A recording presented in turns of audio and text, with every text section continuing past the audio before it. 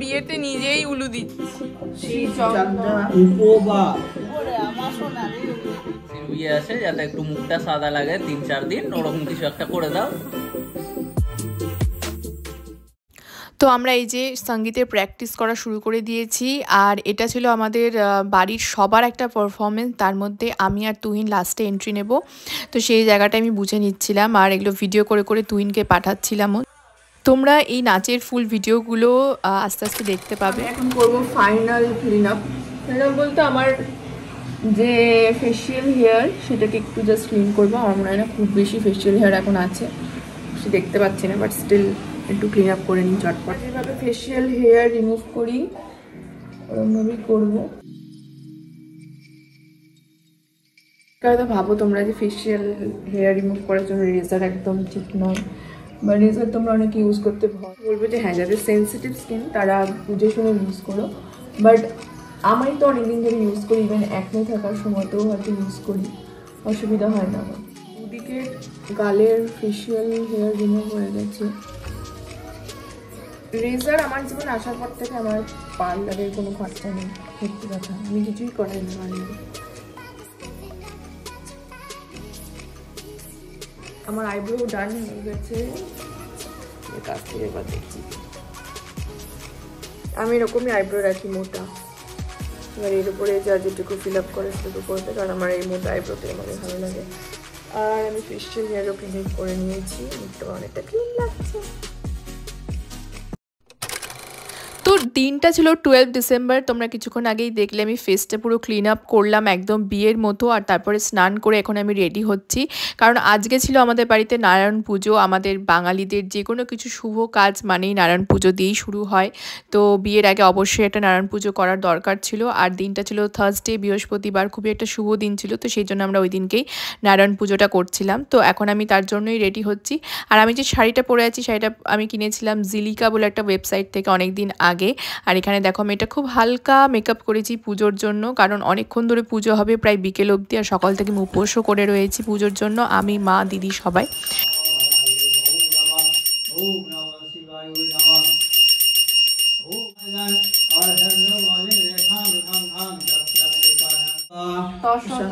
অঘ্রাণ মাসে শুক্লা পক্ষে সুচন্দ্রা দাসা আলম্বান গোত্রা বন্দন মনোগত বন্ধ বিসহ অহং পরিশ্রামি উপবা বিলীনধ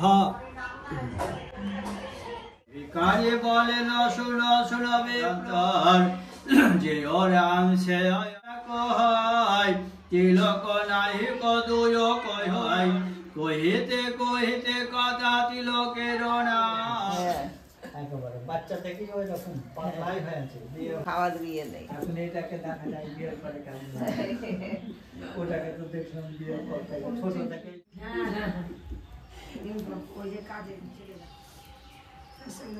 দেখছি পুজোতে দেওয়া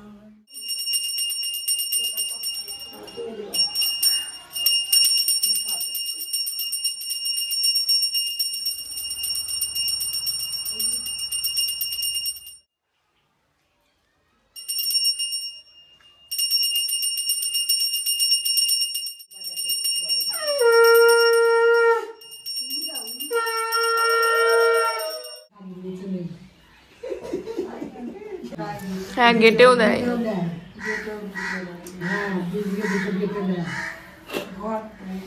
একটা বিটেক পাস করা মেয়ে উত্তর দিব।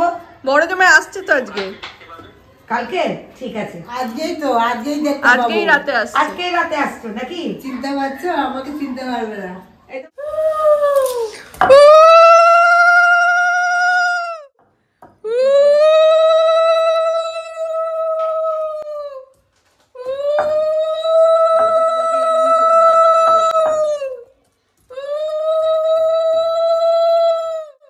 নিজের বিয়েতে নিজেই উলু দিচ্ছি। তো পুজো প্রায় শেষের দিকে, এখন হচ্ছে যজ্ঞ, এবং যে হলুদটা আমার গায়ে হলুদের দিন ইউজ হবে সেই হলুদটাও ইভেন বেটে রাখা হয়েছে।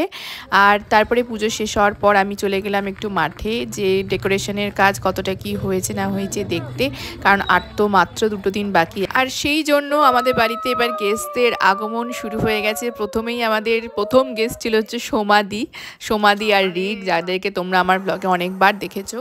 তারপর আবার শুরু হয়ে গেলো আমাদের ডান্স প্র্যাকটিস, কারণ এটা ছিল আমার আর দিদির ডুয়েট একটা পারফরমেন্স, আর যেটা আমরা দুজন খুব একটা প্র্যাকটিস করার টাইমই পাইনি। জাস্ট 1-2 দিনে আমি নাচটা তুলেছি, দিদি আগে থেকে তুলে রেখেছিল আর তারপরে আমি তুলে নিয়েছিলাম। আর এই যে আমাদের অডিয়েন্স, আমার মা চলে এসেছে আমাদের নাচ দিতে। যখনই বাইরে থেকে শুনতে পাই যে আমরা নাচ করছি, তখনই মা চলে আসে নাচগুলো দেখতে। মা অ্যাকচুয়ালি এগুলো খুব ভালোবাসে। অ্যাকচুয়ালি আমাদের বাড়ির সবাই আমরা নাচ গান হই হুল্লোড় করতে খুবই ভালোবাসি। তো যাই হোক, এগুলো সব কিছুরই পারফরমেন্স তোমরা দেখতে পাবে, ফুল ভিডিও সব কিছু আসবে খুব শিগগিরই। তো এখন তোমরা জাস্ট ব্লগে দেখো আমরা কীভাবে প্র্যাকটিস করছি নাচগুলো।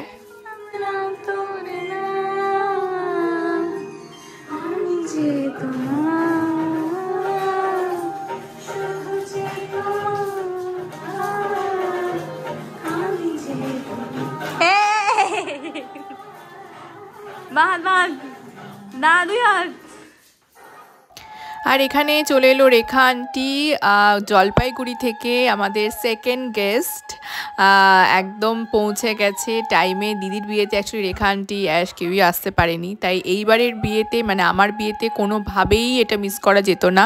আর অনেক দিন ধরে অনেক প্ল্যানিং চলছিল। তো যাই হোক, ফাইনালি পৌঁছে গেছে রেখা আন্টি আমাদের বাড়িতে। বাবা ট্রলি কত বড় রে!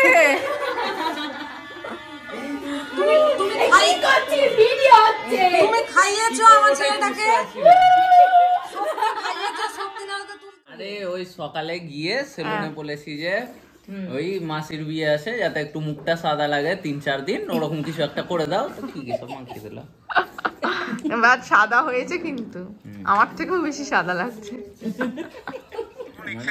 এমন কিছু করবে মানে তোমরা ভাবতেই পারছো না। ওই যে ও বলছে এমন নাচবো, বলছে স্টেজ পেজ ভেঙে দেবো। বিট্টু বলছে এমন নাচবো স্টেজ পেজ ভেঙে দেবো। ও বলছে এমন গাইবো বাজিত মুখার্জি।